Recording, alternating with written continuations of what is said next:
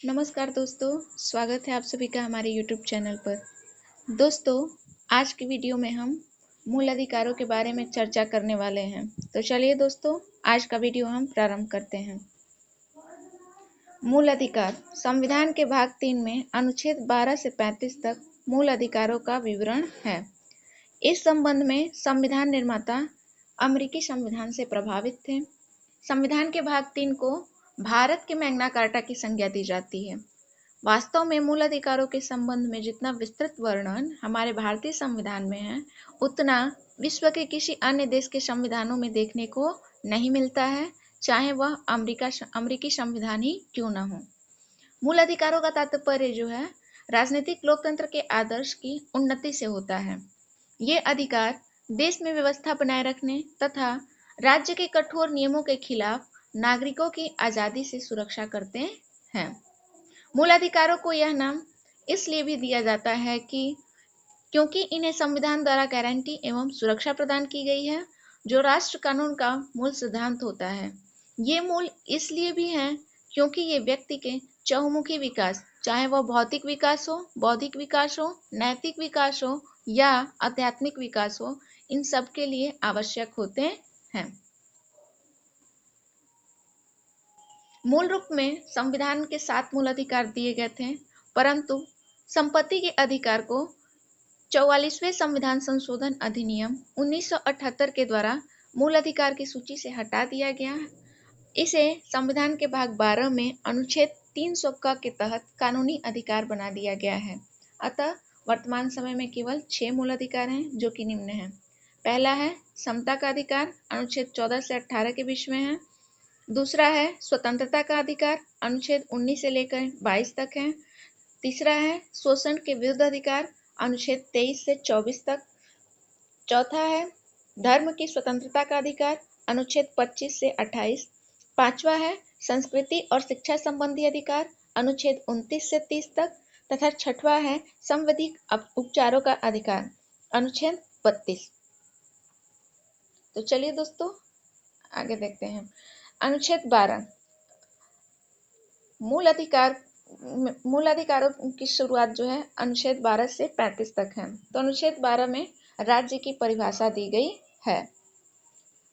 मूल अधिकारों के संबंधित विभिन्न उपबंधों में चूंकि राज्य शब्द का प्रयोग किया गया है, इस तरह इसे अनुच्छेद 12 में भाग 3 के उद्देश्य के तहत परिभाषित किया गया है, जिसके अनुसार राज्य में निम्न तत्व शामिल किए जाते हैं। पहला है भारतीय सरकार एवं संसद। दूसरा है प्रत्येक राज्य की विधायिका एवं सरकार। तीसरा सभी प्रकार के स्थानीय शासन जो हैं, और चौथे में अन्य संस्थान। इसके अतिरिक्त उच्चतम न्यायालय ने यह भी कहा है कि राज्य की सभी एजेंसियां अथवा प्राधिकरण भी राज्य की श्रेणी में शामिल किए जाएंगे। अतः राज्य के वित्त से संचालित संस्थाएं एवं राज्य के द्वारा नियुक्त पदाधिकारियों के द्वारा कार्य करने वाले अधिकरण भी जो हैं, वह राज्य के दायरे में शामिल होते हैं। अतः कोई भी निजी इकाई या एजेंसी जो बतौर राज्य की संस्था की तरह काम कर रही हो, वह अनुच्छेद 12 के तहत राज्य के अर्थ में आती है। अनुच्छेद 13 मौलिक अधिकारों से अनुच्छेद 13 में यह कहा गया है कि मौलिक अधिकारों से असंगत या उनका अपमान करने वाले जितने भी कानून होंगे, वह शून्य या असंवैधानिक घोषित किए जा सकते हैं। इस अनुच्छेद के तहत सुप्रीम कोर्ट और हाई कोर्ट को ऐसी घोषणा करने का भी अधिकार दिया गया है। और अनुच्छेद 13(1) में विधि शब्द की भी व्याख्या की गई है, जिसके अनुसार कहा गया है कि यदि मूल अधिकार एवं संविधान के निर्माण के पहले की विधियां के बीच टकराव होता है, तो मूल अधिकार पूर्व संवैधानिक विधियों को ढक लेती है, जिसे न्यायपालिका ने आच्छादन का सिद्धांत भी कहा है। अनुच्छेद 13(2) में यह कहा गया है कि राज्य के द्वारा अगर ऐसी किसी विधि का निर्माण किया जाता है जो भाग 3 में जो वर्णित मूल अधिकार है उसके विरुद्ध हो या प्रतिकूल हो, तो ऐसी विधियों को न्यायपालिका द्वारा असंवैधानिक घोषित कर दिया जाएगा। राज्य के द्वारा निर्मित विधि का कोई एक भाग मूल अधिकार के विरुद्ध हो तो न्यायपालिका केवल उसी विशेष भाग को अवैध घोषित करेगी, पूरी विधि को नहीं। अनुच्छेद 13(3) में विधि की परिभाषा दी गई है और कहा गया है कि विधि में अध्यादेश आ सकते हैं, उपनियम, विनियम, प्रथा और अधिसूचना शामिल की गई हैं। अब हम एक एक करके मूल अधिकारों के प्रकारों के बारे में विस्तृत जानकारी लेते हैं। पहला है समता का अधिकार, जो कि अनुच्छेद 14 से लेकर अनुच्छेद 18 के बीच में है। अनुच्छेद 14 में विधि के समक्ष समानता और विधि के संरक्षण की बात की गई है।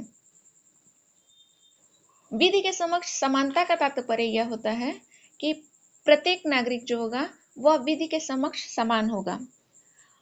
विधि के समक्ष समानता की संकल्पना का अभिप्राय यह भी है कि कोई भी व्यक्ति देश की विधि जो है उससे बड़ा नहीं होगा, अर्थात संविधान से कोई भी बड़ा नहीं है। विधि के समक्ष समानता में अधिकारियों एवं नागरिकों के लिए एक ही समान विधि का प्रयोग किया जाएगा। विधि के समक्ष समानता जो है समानता का एक व्यापक भाग है, जिसका विशिष्ट भाग अनुच्छेद 15-16 में देखने को भी मिलता है। इसके अतिरिक्त इसमें विधि के समान संरक्षण की भी बात की गई है।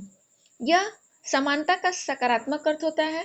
विधि के समान संरक्षण की संकल्पना जो है वह अमेरिकी संविधान से ली गई है और इसका तात्पर्य यह होता है कि अलग अलग परिस्थितियों में अलग अलग व्यवहार किसी भी व्यक्ति के साथ किया जा सकता है, परंतु यह अलग अलग व्यवहार या विभेद तर्क संगत होना चाहिए, अतार्किक या मनमाना नहीं होना चाहिए। अनुच्छेद 15 जो है वह कहता है कि राज्य किसी नागरिक के साथ केवल धर्म, मूल वंश, लिंग या जन्म स्थान के आधार पर किसी प्रकार का कोई भी भेद नहीं करेगा। अनुच्छेद 16 जो कहता है, अनुच्छेद 16 में लोक नियोजन के विषय में अवसर की समानता की बात की गई है, अर्थात प्रत्येक नागरिक को रोजगार एवं राज्य के अंतर्गत नियुक्ति में समान अवसर की समानता दी गई है। राज्य के अंतर्गत सेवाओं में किसी भी नागरिक के साथ केवल धर्म, मूल वंश, जाति, लिंग, जन्म स्थान, उद्भव एवं निवास स्थान या इनमें से किसी भी एक के आधार पर भेदभाव नहीं किया जाएगा। इसके अलावा इसमें अनुच्छेद 16(3) में यह भी कहा गया है कि संसद के द्वारा ऐसी विधि का निर्माण किया जा सकता है जिससे राज्य की सेवाओं में उसके निवासियों को प्राथमिकता दी जा सके। अनुच्छेद 17 अस्पृश्यता के अंत से संबंधित है।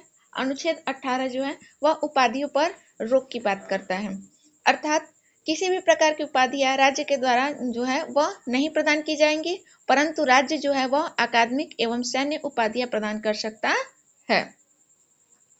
अगला आते हैं स्वतंत्रता के अधिकार पर। स्वतंत्रता के अधिकार का उल्लेख जो है भारतीय संविधान के भाग 3 में अनुच्छेद 19 से 22 के बीच में किया गया है। अनुच्छेद 19 जो है वह नागरिकों को निम्न प्रकार की स्वतंत्रता देता है। पहला, वाक एवं अभिव्यक्ति। अनुच्छेद 19(1)(a) के तहत वाक एवं अभिव्यक्ति की स्वतंत्रता दी गई है। इसके दूसरा अनुच्छेद 19(1)(b) के तहत बिना हथियार के शांतिपूर्ण रूप से सम्मेलन करने की स्वतंत्रता की बात करता है। तीसरा, समूह एवं संघ बनाने की स्वतंत्रता की बात करता है। चौथा जो है वह भारत के संपूर्ण क्षेत्र में भ्रमण करने की स्वतंत्रता की बात करता है। अगला 5वां जो है वह भारत के समूचे भाग में रहने एवं बस जाने की स्वतंत्रता की बात करता है। भारत में सभी नागरिकों को व्यापार, व्यवसाय और वृत्ति का अधिकार अनुच्छेद 19(1)(g) के तहत दिया गया है। 19(1)(a) में आपका सूचना का अधिकार भी जो है वह निहित है। अनुच्छेद 20 जो है वह अपराधों के लिए दोष सिद्धि के संबंध में संरक्षण की बात करता है।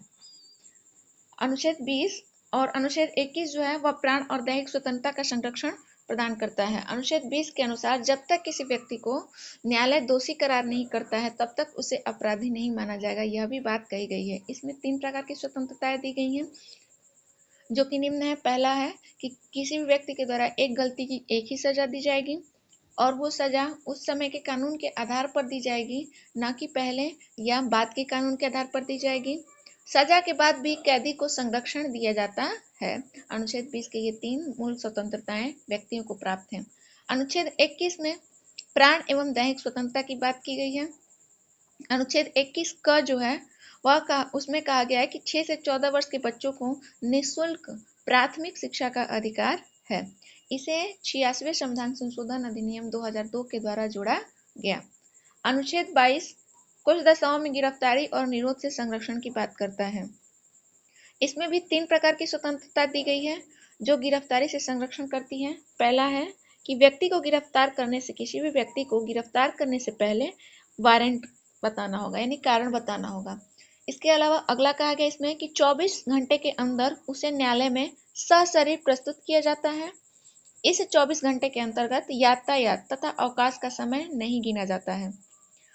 तीसरा इसमें यह स्वतंत्रता दी गई है कि गिरफ्तार व्यक्ति को अपने पसंद का वकील रखने का भी अधिकार है।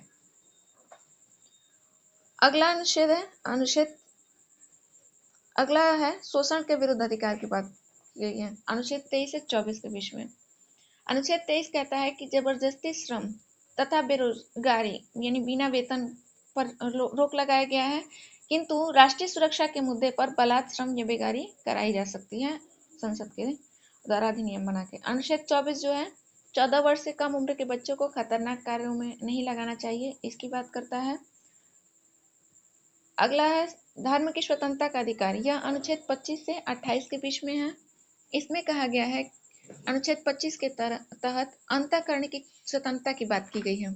अनुच्छेद 25 जो है वह अंतःकरण की स्वतंत्रता की बात करता है, अर्थात प्रत्येक व्यक्ति को अंतःकरण के रूप में धर्म को मानने, आचरण करने व प्रचार करने का अधिकार है। अनुच्छेद 26 में धार्मिक गतिविधियों के प्रबंध का अधिकार दिया गया है। भारत में किसी भी कहा गया अनुच्छेद 26 में कहा गया है कि इसमें सामूहिक धार्मिक स्वतंत्रता की बात की गई है। लोक व्यवस्था, सदाचार एवं स्वास्थ्य के प्रतिबंध के अंतर्गत सभी धार्मिक समुदाय या उनके वर्गों को अधिकार है, निम्न अधिकार है। पहला यह है कि धार्मिक और दान के उद्देश्य के लिए संस्थाओं की वह स्थापना कर सकते हैं और उनको बनाए रख सकते हैं, धार्मिक कार्यों का प्रबंध कर सकते हैं, चल और अचल संपत्ति का अर्जन एवं उन्हें प्राप्त करना और संपत्ति का विधि के अनुसार प्रशासन करना। इन 4 प्रकार की स्वतंत्रताओं का उल्लेख अनुच्छेद 26 के अंतर्गत किया गया है। अनुच्छेद 27 में भारत के किसी विशेष धर्म या धार्मिक समुदाय के उत्थान अथवा संरक्षण के लिए किसी भी व्यक्ति को कर देने के लिए बाध्य नहीं किया जाएगा, ऐसी बात की गई है। अनुच्छेद 28 में राज्य द्वारा निर्मित और पूर्णतः वित्त से संचालित किसी भी शैक्षणिक संस्थान में कोई भी धार्मिक शिक्षा नहीं दी जा सकती है, इसकी बात की गई है। अनुच्छेद 29 में अनुच्छेद 29 में संस्कृत 29-30 जो है वह संस्कृति एवं शिक्षा संबंधी अधिकार से संबंधित है। अनुच्छेद 29(1) में कहा गया है कि नागरिकों को जो कि भारतीय क्षेत्र या उसके किसी भाग में निवास कर रहे हों, उन्हें अपनी विशिष्ट भाषा, लिपि अथवा अपनी संस्कृति के संरक्षण का अधिकार है।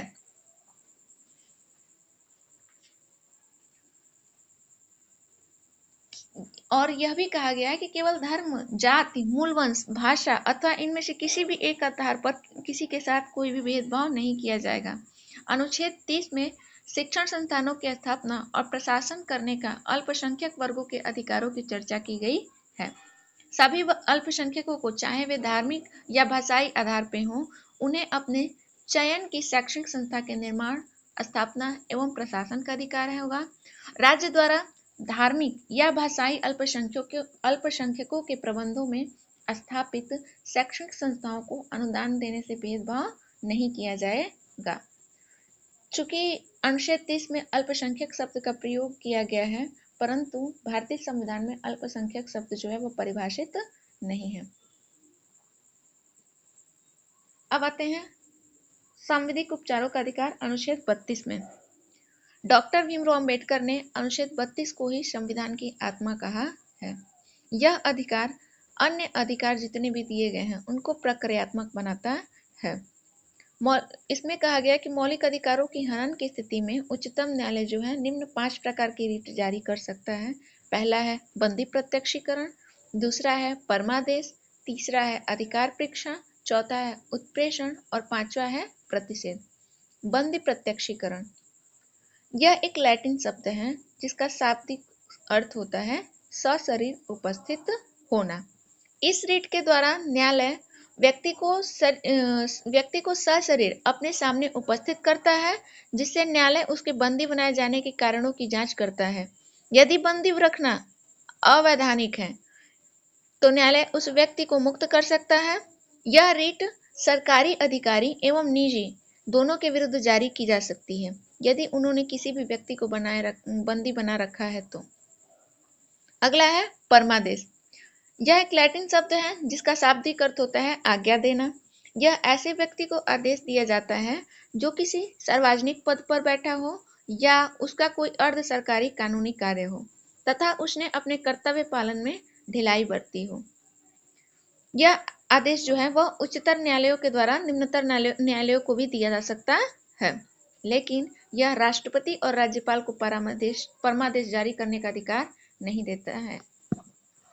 अगला है हमारा अधिकार परीक्षा। इस रीट के अंतर्गत न्यायालय जो है वह सार्वजनिक पद धारण करने वाले किसी भी व्यक्ति के दावे की वैधता की जांच करता है। यदि उसका दावा सही नहीं है तो न्यायालय उसे उसके पद से हटा देता है। अगला है उत्प्रेषण। उत्प्रेषण जो है वह एक लैटिन शब्द है जिसका शाब्दिक अर्थ होता है मंगा लेना। उत्प्रेषण जो है निम्न मामलों में जारी किया जाता है। पहला है कि उच्चतम न्यायालय कोई भी मामला अपने पास मंगा सकता है जब किसी न्यायालय ने अपने क्षेत्राधिकार का उल्लंघन किया हो, अथवा सामान्यतः उच्चतम न्यायालय का मानना होता है कि इसका प्रयोग विशुद्ध प्रशासनिक मामलों में नहीं किया जाना चाहिए, परंतु बाद में वैधानिक एवं प्रशासनिक दोनों मामलों में उत्प्रेषण रीट का प्रयोग किया जाने लगा। उत्प्रेषण की रीट तब भी जारी की जा सकती है जब संबंधित मामले में न्यायालय ने अपना निर्णय दे दिया हो। अतः उत्प्रेषण की रीट जो है निर्णय देने के बाद भी जारी की जाती है। अगला है प्रतिषेध। यह एक लैटिन शब्द होता है जिसका शाब्दिक अर्थ होता है किसी कार्य के प्रतिपादन को प्रतिबंधित करना। इसका प्रयोग न्यायपालिका द्वारा उस समय किया जाता है जब निचली न्यायपालिका में मामला विचाराधीन हो। अतः प्रतिषेध जो है किसी वाद के पहले चरण में दिया जाता है। प्रतिषेध के अंतर्गत उच्चतम न्यायालय जो है वह निचले न्यायालय को संबंधित मामलों में कार्य करने से मना कर देती है। अगला है अनुच्छेद 33।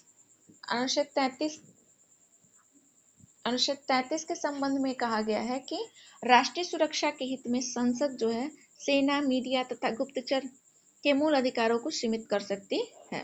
अनुच्छेद 34 भारत के किसी भी क्षेत्र में सेना का कानून लागू करने की बात करता है। सेना के न्यायालय को चूंकि कोर्ट मार्शल कहते हैं और सबसे कठोर मार्शल लॉ इस समय आफ्स्पा है। अनुच्छेद 35 भाग 3 में दिए गए मूल अधिकारों के लागू होने की विधि की चर्चा करता है। अतः दोस्तों, मूल अधिकारों से संबंधित जितने भी प्रावधान थे, जितने भी अधिकार दिए गए हैं भारतीय संविधान में, उसकी चर्चा आज यहीं पे समाप्त करना चाहती हूँ। अगर आपको मेरी वीडियो अच्छी लगे तो मेरे वीडियो को लाइक करें तथा कमेंट बॉक्स में ज़रूर बताएं कि आपको मेरी वीडियो कैसी लगी। मेरे चैनल को लाइक, सब्सक्राइब और अपने साथी दोस्तों के साथ शेयर करना ना भूलें। थैंक यू दोस्तों।